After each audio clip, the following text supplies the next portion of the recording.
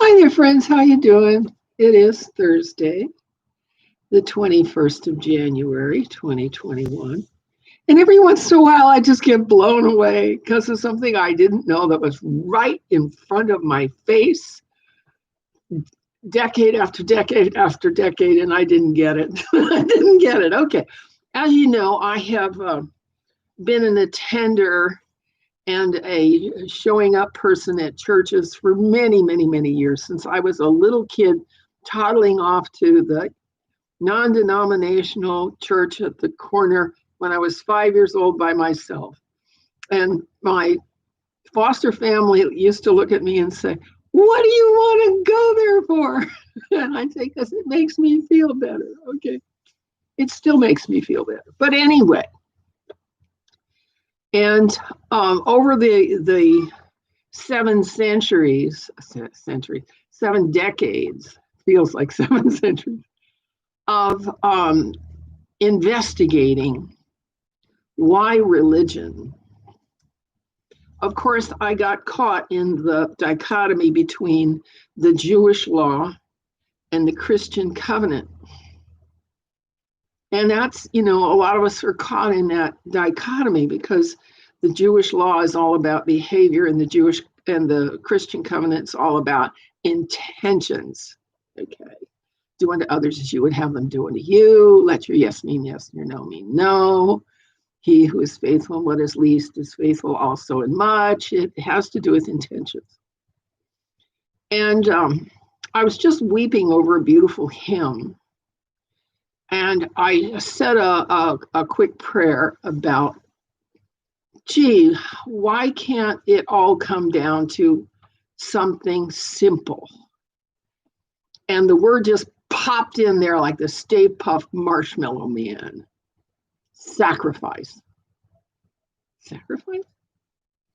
So I went over to my library and I grabbed a Watchtower Society index. They have a 2-volume encyclopedia that covers everything, right? Like Strong's Concordance. And the word sacrifice said, see offerings, see something else. They didn't have anything for sacrifice. So I picked up Cruden's Complete Concordance because the Strong's is just too heavy to carry around. And there are 3 columns in sacrifice. And of course, most of it is in the Hebrew Older Testament. And I reviewed what I remember of the Hebrew covenant, and I'll give you the summary of the Hebrew law down below, so you can go review it too. But it's all about giving up what's bad, only doing what's good and useful and helpful, and giving up what's harmful. And in fact, if you lived on a farm and you only had 2 cows and you had to sacrifice one to the temple you had to make a temple sacrifice, that's a painful thing to have to do, to sacrifice a pigeon or a cow or a goat. Killing a family pet is not easy. You see videos of people grieving over their pets all the time. So sacrificing can be very painful and very constant. And of course, people who are under persecution, who do not carry around the politically correct beliefs in their head bone and talk the official doctrine and dogma, they sacrifice their reputation every day. Okay. And that's just normal.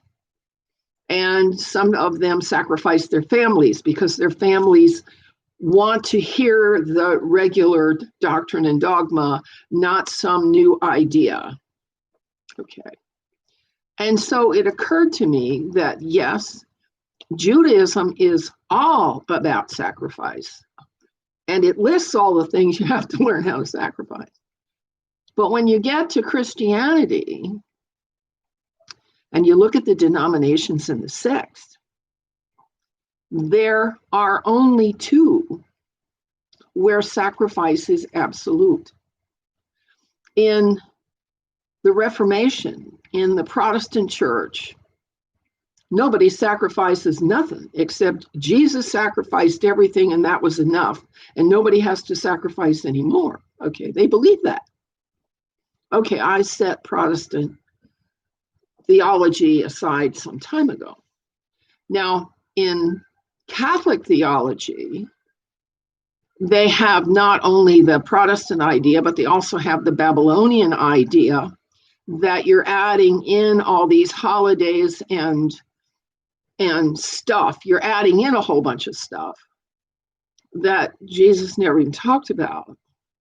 I feel perfectly comfortable sacrificing all that. It seems to me that when Jesus was walking around, he wasn't processing with idols of saints, and he wasn't having specific days for specific remembrances. I mean, it was just catch as catch can. What came up, came up. And that's what he dealt with, what came up. And so the two denominations that are like that now are the Russian Orthodox, and there has been an enormous revival of the Russian Orthodox Church since the wall came down. They've built 35 new cathedrals.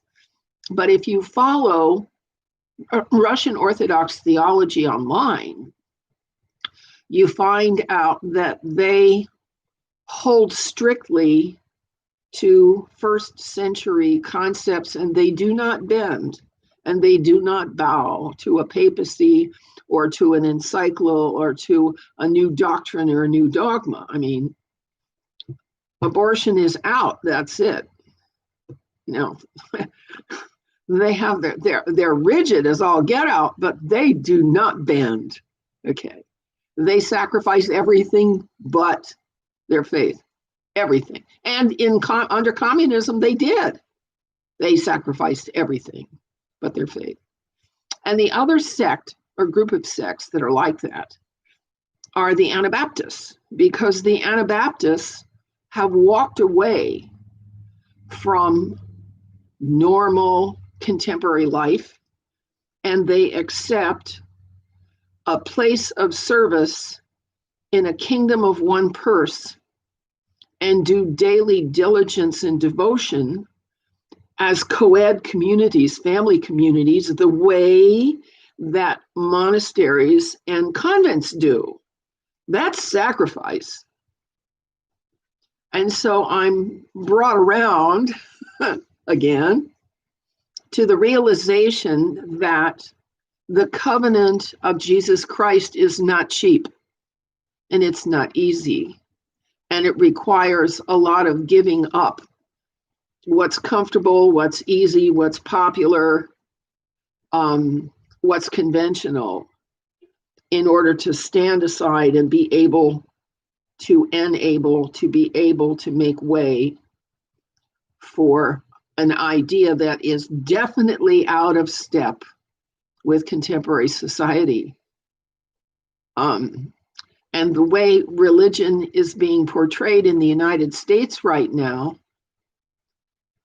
the idea of sacrifice of the individual for the faith. Yes, Jesus did the sacrifice. Okay, he did it. He did it so that we would do it. We have to sacrifice elements of comfort, satiety, glamour,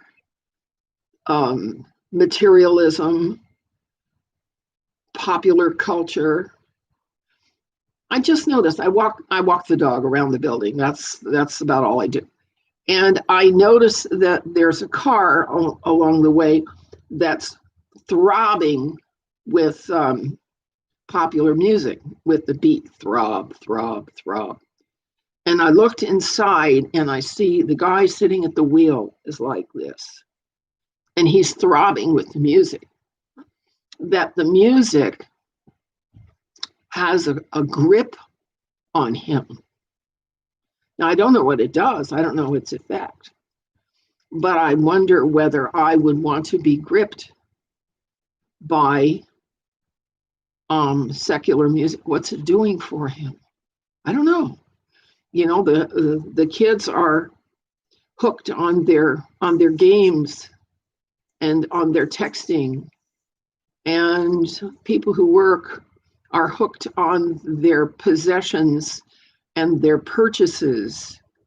We get hooked into stuff that is not only non-essential for us, but it takes away the resources that we might have to use for someone else.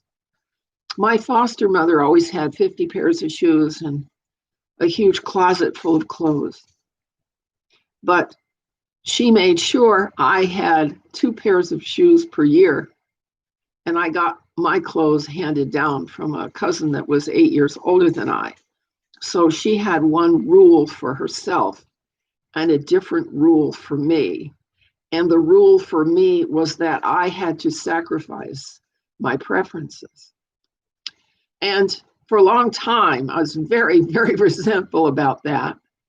And now I see that with new eyes, that when we can become comfortable with the idea that we're going to have to sacrifice our preferences in order that someone else may just get a grip on life, or someone else may get a grip on their own emotions, or someone else may consider a new idea, and that we might become unpopular and we might be, as they say, persecuted or shunned or shadow banned or ghosted, I think is the expression.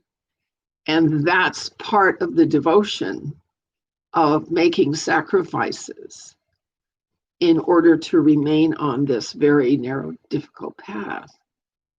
Well, it's a choice. It's a choice, and the outcome, according to the information that I have, is that when we leave here, we have new opportunities we wouldn't have otherwise. Okay, that this existence is a boot camp for something better. And that's the way I choose to treat it. This is boot camp. And we're going to get through this. And yes, it's uncomfortable.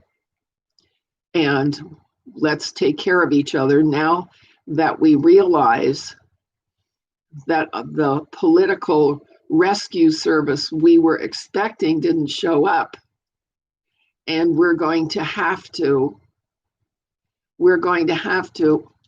take some initiatives of our own and speak up and stand down or stand up or boycott or reduce our usage, or we're going to have to take steps to sacrifice what is non-essential for being in the covenant, so that when boot camp is done, we have somewhere else to go that we would rather be.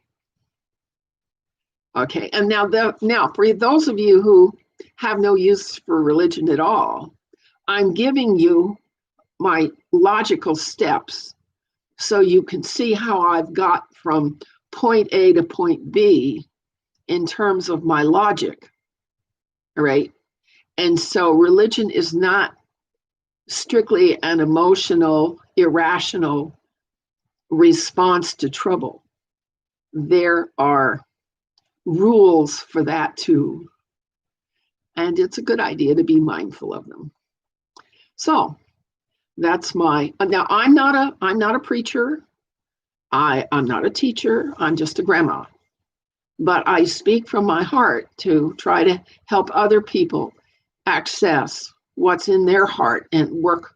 We have to work to get our hearts to reconcile what our eyes see and what our feelings feel and what we hear and what we know. At the heart, we reconcile it all, or we don't, and our heart breaks.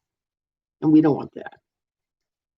So this is Emily Windsor Craig, and thank you for stopping by. And I hope that I've given you something to think about. You can always, hit the bell and the subscribe and the like and stuff like that. And here at YouTube, my following is very modest, but over at Rumble, it's taking off, which is interesting. I figure something will get in the way of that too pretty soon. Thanks for coming by. Bye-bye.